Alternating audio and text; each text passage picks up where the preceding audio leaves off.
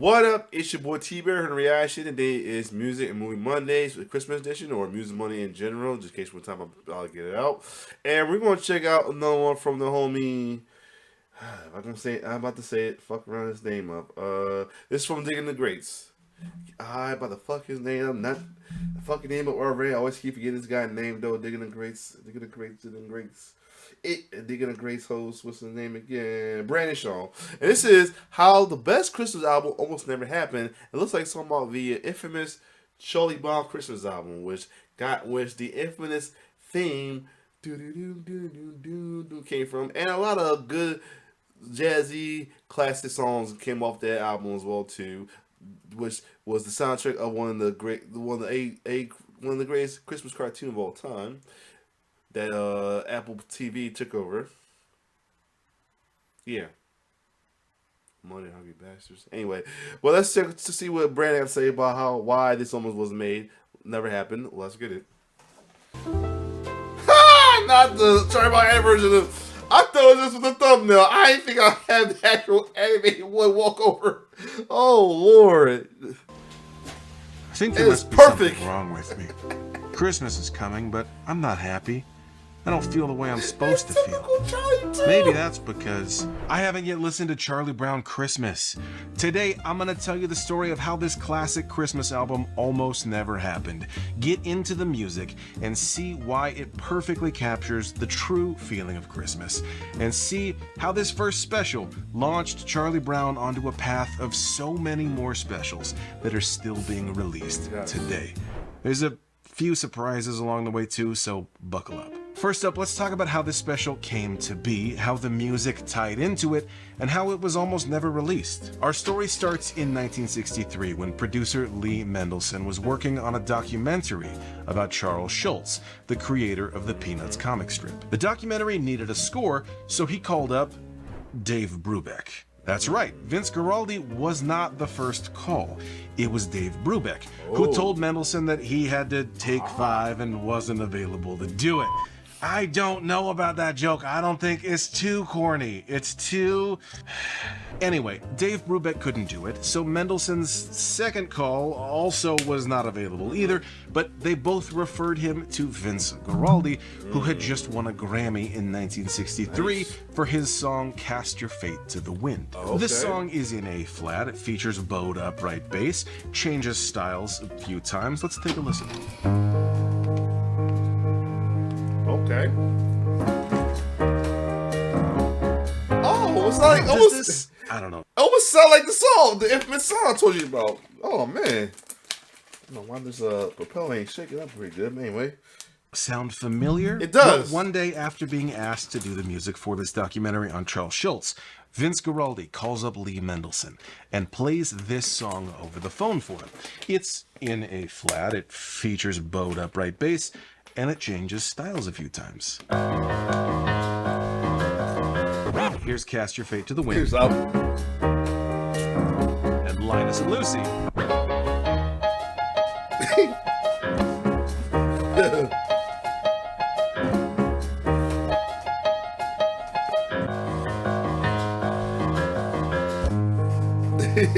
Trying to do dances. In many ways, Cast Your Fate to the Wind feels like a rough draft of Linus and Lucy.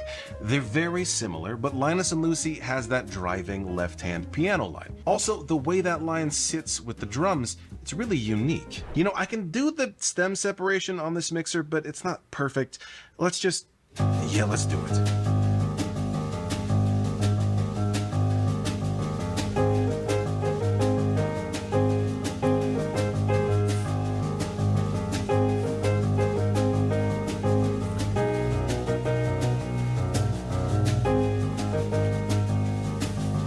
All right, Jonte, show me the left-hand piano line on Linus and Lucy. Okay. And add the melody.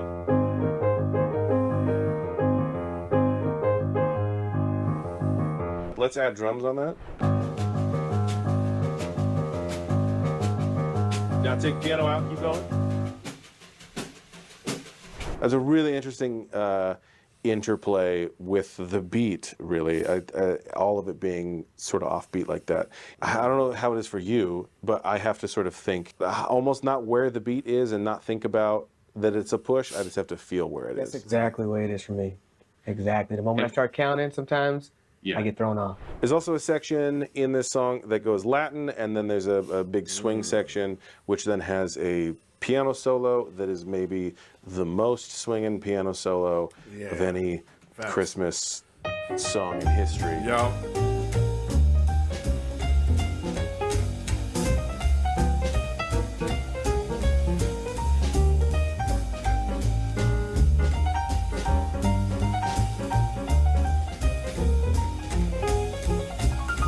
He's doing the dance they do here.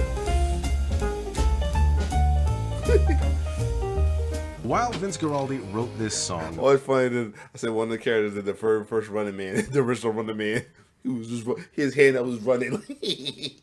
Linus and Lucy, for the Peanuts documentary in 1963, that documentary was delayed and wouldn't be released until years later. This song was actually originally released in 1964 for the Vince Guaraldi album Jazz Impressions of a Boy Named Charlie Brown, along with a whole album full of what you might call Charlie Brown jazz. So then the next year, in 1965, Coca-Cola was looking to sponsor a Christmas special, so they called up Lee Mendelson, who pitched them a Charlie Brown Christmas, which is a special that did not exist, and he had just agreed to show them. In under a week, he called Charles Schultz, who got him an outline, and after looking it over, Coca-Cola gave them the green light to produce it, giving them just 6 months to make it. So they called Vince Guaraldi back up and asked him to do the soundtrack for A Charlie Brown Christmas. But by that point, Linus and Lucy was the perfect song for the Peanuts characters, so that track made it over to the Christmas special.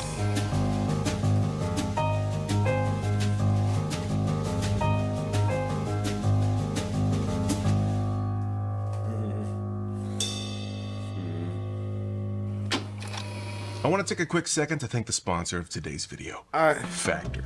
Look, I usually always skip this. Like I said, only people I do James, because not because it's a reason why for a while is out of respect that it means that we may get unassisted stuff, but not the case anymore. But I still do it just because. The other most famous song from this Christmas special and album is Christmas Time Is Here, which is so unique. I want to dive into this one next.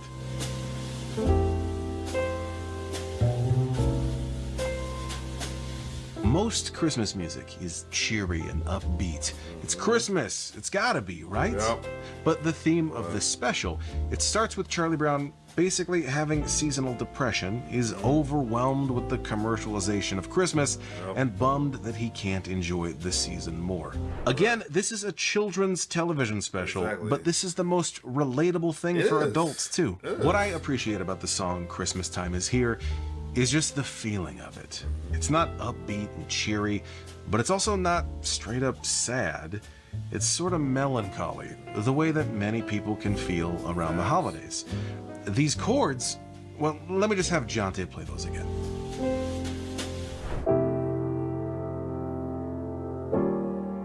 Yeah. So what are those chords? This is an F major 9. Followed by E flat 13, sharp 11. A lot of notes in there. It's an expensive chord. When hearing this, what do you feel? For me, it's a mixed emotion, where it's like there's beauty because of the major 9 sounding, but then there's like this tension of something's maybe missing. Could be people who have lost a loved one, or maybe just tired of the holiday season, so they have this weight that they carry, even though it could be happy side. So it's like when you feel that sharp 9 tension, then you start hearing that descending chord that you just mentioned. Like it just feels like there's this kind of weight that's kind of weighing down as well. Yeah. I think this descending thing, play through that one more time. It's like a little bit of tension, and then we're slowly sort of just unraveling it. He broke it down pretty good. Until subtle resolve. Yeah. This song was originally composed as an instrumental, but after deciding that it needed lyrics, Lee Mendelson quickly scribbled out the words that the children's choir sings on the album. So, against all odds, they finish this Charlie Brown Christmas special, but producer Lee Mendelson, creator Charles Schulz, and animator Bill Melendez did not feel good about it. Schulz had insisted on keeping the section where Linus recites a passage from the Bible. The child voice actors they hired weren't professional, so some of the dialogue felt jittery, the pacing was slow, and then this jazz soundtrack, they were just kind of unsure about the whole thing. At one point, Melendez told Mendelson, "I think we've ruined Charlie Brown." The ad agency representing Coca-Cola didn't think it was very good, and neither did CBS. They didn't get the children's voices, the pacing, and the music. It all just seemed to not work. We've already looked at Linus and Lucy. So are you about to tell me another piece of entertainment that is highly popular and one of the greatest Christmas thing to watch of all time end up being another initial flop? Jesus, it's crazy how these stories get like that. Let me move forward. They better not tell me that's about to happen though. Almost, and not initial flop, almost was a flop. Wow. It's always crazy hearing these stories about that. About how a movie, an album, or something like that were initial flops that later on will become a cult classic and go to movies later on down the line. Interesting. Wow. Which is the main Peanuts theme, as well as Christmas Time Is Here, which is a new original Christmas song for this special. But there are also jazz arrangements of other Christmas songs throughout this special and album. Take, for instance, the song O Tannenbaum. This is the song that plays when Charlie Brown goes Christmas tree shopping, and it's the first track on the album. I want that. Yep.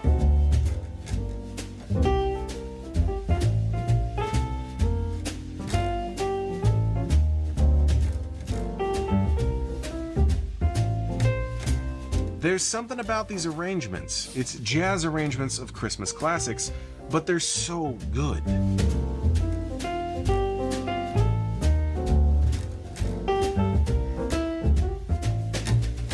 And of course, as they eventually became Christmas classics that you listen to every year, for me, when I hear it, it just locks in the feeling of Christmas. But of course, before all of this became a Christmas classic, the creators of the Charlie Brown special were worried that they had ruined Charlie Brown. There were Bible verses in it, a jazz score, amateur kid voices, and the slower pace. But time was running out. They turned the special into CBS a few days before it was supposed to air, and CBS did not like it. The only reason it aired is because they had already announced it and people were looking forward to it. Of course, once it did air, it was a surprising hit, and CBS immediately ordered 4 more specials, locking in Vince Guaraldi to score them. So CBS... it was almost flop because the CBS didn't like it, but they already had it up and ready, and folks loved it. So good. I thought about being another flop, but it became popular. But then you can say if it was a flop, why when it got the specials it did, but still, who knows? Either way, wow. Aired the Christmas special again the following year, removing the Coca-Cola sponsor, and it's been a classic. That explains why, and that explains a lot. Cause I was wondering why we never see the Coca-Cola sponsor. That explains why. Cause Coke followed those they didn't like it, but serve them right. Well, jokes on them. He's as big as one of the greatest Christmas special of all time. Ever since. Since this Christmas special, they've made a Thanksgiving special, Halloween, Valentine's Day, so many more. And then in 2018, Apple bought the rights to these specials and began making even more, including a New Year's special, Snoopy Presents for Auld Lang Syne. There's also Snoopy in Space, The Snoopy Show, and so many other specials. These newer specials and shows have the unique task of carrying on the tradition that Vince Guaraldi and his trio started all the way back in 1963, providing the soundtrack to Charlie Brown, Snoopy, and the whole gang. Now here's the part where I reveal a crazy twist. So I played through some of these songs today with my friend Jonte Moore on piano, myself on upright bass, and a drummer. This guy is an incredible jazz drummer who's worked with people like Michael Bublé, Seth MacFarlane, and Jeff Goldblum. But he's also been the drummer on all of the modern Snoopy shows, including the New Year's special. Okay. He also happens to be my brother. I should have known. They look alike. I should have known. Not because they bald. I should have known. So, Ryan, how do you approach something like this? We grew up listening to this album every Christmas, and we've actually played it together even before today. Yeah. So, how do you feel like when you're continuing this tradition on? Is that weird? How do you approach that? I definitely never expected that I would be able to do it, it's very exciting, and I feel very lucky to be able to do it, but I definitely take it very seriously, I guess. I absolutely reference the old recordings a lot, and I remember going into the first recording sessions for the Peanuts shows. It's original music, and so it's different, but it is the same. Like, I have to reference that. So I was listening just on loop to the Christmas stuff and his other stuff, like the, I think, Thanksgiving special as well. There's a bunch of great stuff in the style. Jerry Granelli and Colin Bailey are the original drummers on the Christmas soundtrack. Do you feel like those are big shoes to fill? You said you reference those recordings. How does that process work with doing what you do, but also knowing that it is a very specific style? Yeah, it's the kind of the same that you would do when you're trying to do Vince's style on the piano, I think. It's like a specific thing, and so definitely making sure to reference those recordings and do it justice, but then, yeah, also make sure I'm not just straight trying to copy it, because it's never going to be the same, never going to be quite as good, because it's not the same cymbals and drums and stuff, and we're trying to do something at least a little different here. Yeah. Well, you're trying to do something different because it is original music, and it's sort of in that style, but then you have recorded some of the original stuff, like you mentioned, Skating. Yeah. You have done. Which of the originals have you re-recorded? There was one special, I think it's called Who Are You, Charlie Brown? That's like a documentary about Charles Schultz, and for that we actually redid a lot of the music. So it was Linus and Lucy, Skating. Those are what I remember off the top of my head, because those are like the very specific drum parts. But we probably did Christmas Time Is Here as well. I wouldn't have been surprised. And yeah, I made sure to do those, I guess, justice. And I did a lot of takes to make sure I absolutely nailed it. And just practiced it a lot before I went into the session, because they're also very specific parts. Linus and Lucy is the kind of sweeping brushes with the accent that we saw earlier. And then Skating has an offbeat thing on the hi-hat the entire time. So you can't take a rest for one measure where it like breaks up the pattern. So you kind of have to nail it the entire time. So it's actually kind of like technically difficult, and then you have to make it feel good. Talk to me about the process of recording it, because the originals, they just recorded it, and I've looked through interviews, and some of the animators were frustrated because they would have very loose endings, and they would just sort of like fade it out, which that sort of contributes to the slower pacing of the specials. But how does that work now? So now it's kind of the opposite, which I think a lot of film stuff is done this way, where it's already mapped out to picture with like temp animation, and so we're playing to click the whole time, and then we're having to hit these cues, and there's been some very fun and very challenging cues. You have to just play chaos for 2 bars because Charlie Brown's like stumbling, and then you have to smack beat 3 and land it with the animation. And it's really challenging but really fun. And then there's been a lot of like drum solos where I'm having to like play a tom groove and then hit these specific animated cues. But the difference is, it's reverse. I'm hitting. It gotta be tough to play a musical score for stuff like that, especially for animation, because like movies, maybe like live action, might not be as hard, but for animation and cartoons, it's pretty tough, and probably really tough, more tough back in the 60s as well too. So yeah. The animated cues as opposed to the animators hitting what that did, and I think probably that ends up with a I guess more cohesive product in the end. But there's also obviously the charm to just the jazz thing being off click and being presented underneath the animation. Charlie Brown Christmas is the Christmas special that almost didn't happen. The creators were disappointed with the final result, but it ultimately captured a little bit of magic. That true feeling of Christmas, if you will. Joy and the feeling of being with your loved ones, but also the feeling of being at the end of a long year. I mean, it's cold, you're tired. It's the perfect mix of merry and melancholy. Thinking about the long history of Christmas songs, this album belongs in the Hall of Fame. But as far as individual songs go, there's one song that, for me, tops them all. I'm talking, of course, about This Christmas by Donny Hathaway, which is simultaneously a perfect, unique, soulful Christmas song, but it also throws back to another Christmas classic before it.